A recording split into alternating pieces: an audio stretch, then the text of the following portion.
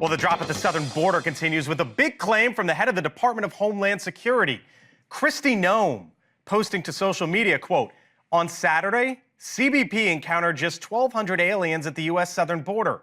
That's the lowest single apprehension day in over 15 years. And now law enforcement has its eyes set on a new policy. According to an internal ICE memo obtained by Reuters, the Trump administration is directing the agency to track down unaccompanied migrant children for deportation. The initiative aiming to ensure that children are not victims of human trafficking or other forms of exploitation.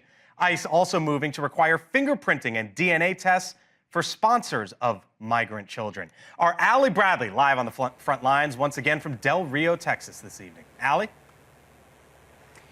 Yeah, hey, Blake. So right now we know that since 2019, about 600,000 unaccompanied children crossed the southern border. The vast majority of them, we're talking about 540,000, came in under the Biden administration. Now, with this new directive, we expect ICE officers to be out kind of trying to find these unaccompanied minors. But here's the deal. When you hear that, when everybody hears unaccompanied minors, we automatically go to these tender age little ones, right?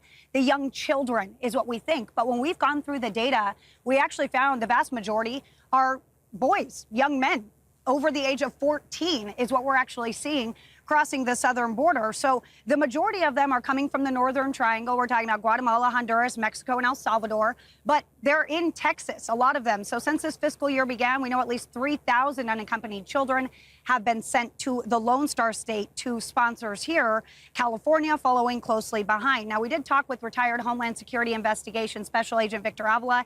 He says that when these kids cross, all of them aren't necessarily being truthful, and there needs some more vetting at the southern border. Take a listen.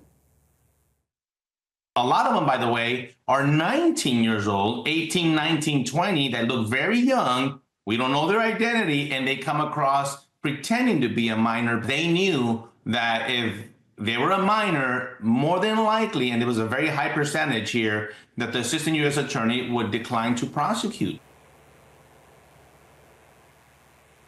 Now, Blake, we have interacted with a lot of unaccompanied children down here at the southern border, namely two little girls from Ecuador, 10 and 7 years old, and they were crying for their mom. Their mom was apparently already in Dallas somewhere. When I met them, we were in Arizona.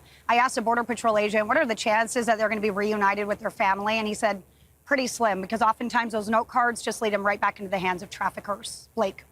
Our Allie Bradley live once again on the southern border tonight. Allie, thank you.